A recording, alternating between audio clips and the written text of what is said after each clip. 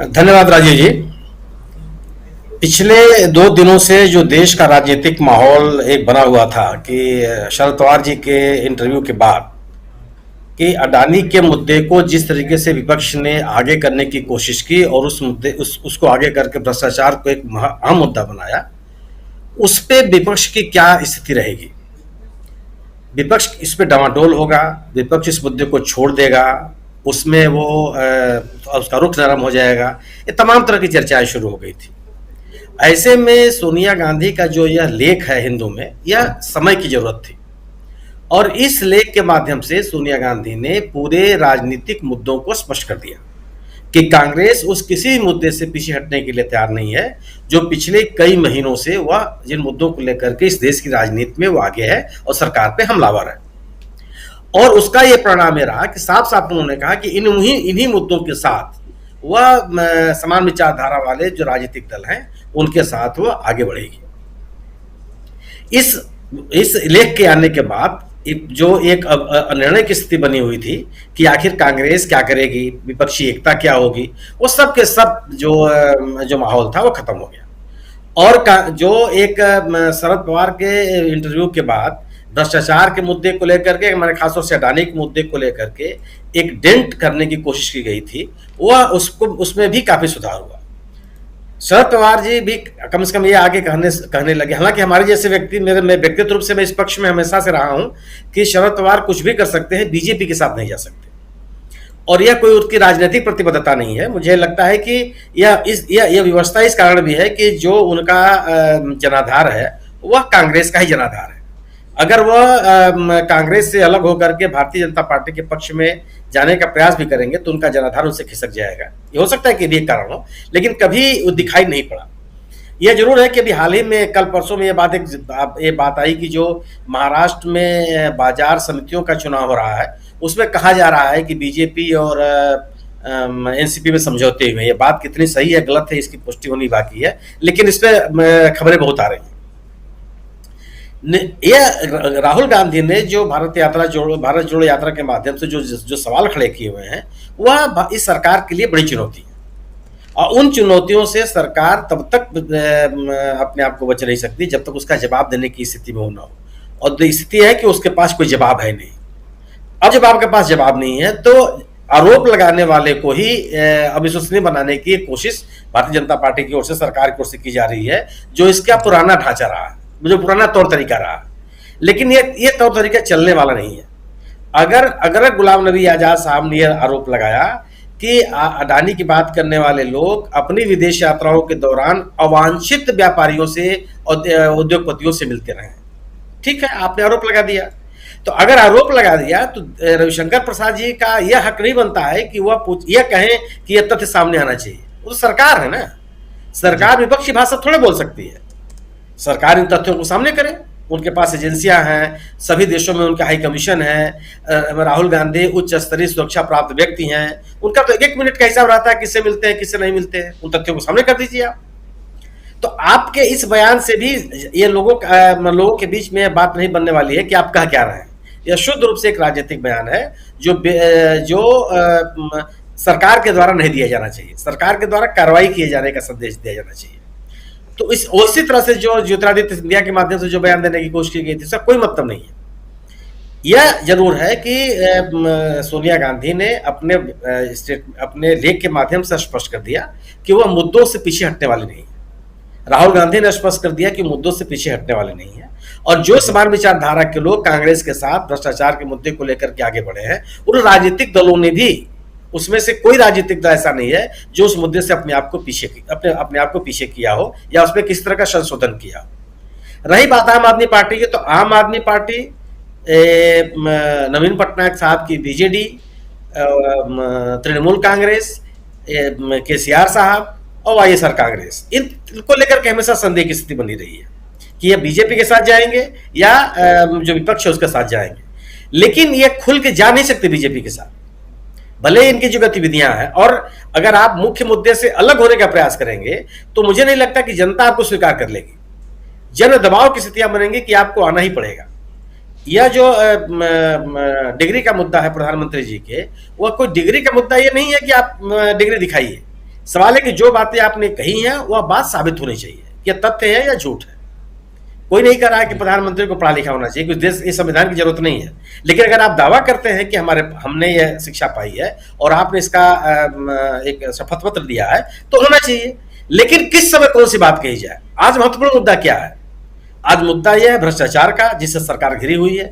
आज मुद्दा यह है कि इस देश में का जो अर्थव्यवस्था है वो लगातार गिरता चला जा रहा है। आज मुद्दा यह है कि जो बेकारी बेरोजगारी की समस्या है, महंगाई का मुद्दा है, वह महत्वपूर्ण है, या प्रधानमंत्री की डिग्री का मुद्दा है। कोई एक मुद्दा चुनाव में प्रभावी नहीं होता, लेकिन एक मुद्दा प्रमुख मुद्दा होता है।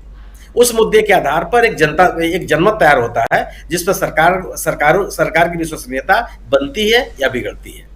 आज जो भ्रष्टाचार का मुद्दा है वह सरकार के लिए महत्वपूर्ण है। अगर प्रधानमंत्री कह रहे हैं कि सरकार भ्रष्टाचार का मुद्दा महत्वपूर्ण है, तो विपक्ष के लिए क्यों महत्वपूर्ण नहीं है? अगर सरकार ये कह रही है कि जितने विपक्षी दल हैं वह भ्रष्टाचार से बचने के लिए इकट्ठे हुए हैं, तो जो सरकार के ऊपर विपक्षी दल आरोप लगा रहे हैं भ्रष्टाचार का, वो महत्वपूर्ण क्यों नहीं है? भ्रष्टाचार का, और कोई भी देश रिश्वत देने वाला आदमी भी भ्रष्टाचार को बर्दाश्त नहीं करता, वो इसके पक्ष में नहीं रह सकता, और संस्थागत भ्रष्टाचार को तो स्वीकार करने के लिए तैयार ही नहीं होते। तो जो भ्रष्टाचार मुद्दा जो मुद्दा बना, उस मुद्दे को जो कमजोर करने की स्थिति की जा रही है कि आखिर आप औद्योगिक घरानों के खिलाफ हम नहीं खड़े हो सकते, कोई नहीं खड़ा हो सकता। लेकिन ये औद्योगिक घराने के खिलाफ खड़ा होने का मुद्दा नहीं है। यह मुद्दा यह है कि एक औद्योगिक घराने को नियम कानूनों से परे हट करके संरक्षण देने का मुद्दा है। यह मुद्दा यह है कि एक औद्योगिक घराना कृत्रिम तरीके से अपना संपदा बनाता रहा और सरकार चुप रही, और यह सब गतिविधियां आम निवेशकों के हितों की अनदेखी करके की जाती रही। तो यह किसी औद्योगिक घराने के कामकाज का सवाल नहीं है। यह सवाल यह है कि गैर कानूनी तरीके से एक औद्योगिक घराने को प्रेशर दिया गया, उसको अपनी अर्थ संपदा बनाने की कोशिश की गई, और लोगों के सामान्य निवेशकों के आर्थिक हितों की अवहेलना की गई। तो जो मुद्दे खड़े किए हैं कांग्रेस ने और राहुल गांधी ने अपनी भारत जोड़ो यात्रा के माध्यम से, उससे पीछे हटने के लिए कांग्रेस तैयार नहीं है। और इन मुद्दों पर जो विपक्ष की एकता है, मुझे लगता है कि किसी के भी प्रयास से विपक्ष की एकता खंडित होने वाली नहीं है। इसलिए भी नहीं होने वाली है कि अब विपक्षी दलों के सामने भी अपने अस्तित्व का सवाल है। यह सबको लगने लगा है कि आखिर हमारा अस्तित्व बचेगा कि नहीं बचेगा। अगर यह बात कही जाने लगी है कि 2024 के चुनाव में अगर यह वर्तमान हुकूमत वापस आती है तो दोबारा चुनाव होंगे कि नहीं होंगे, अगर यह राजनीतिक दलों के बीच में बात घर करती जा रही है और आम लोगों के मन में बात घर करती जा रही है, तो निश्चित रूप से यह संभव ही नहीं है विपक्षी एकता के ऊपर कोई यहाँ चाहे।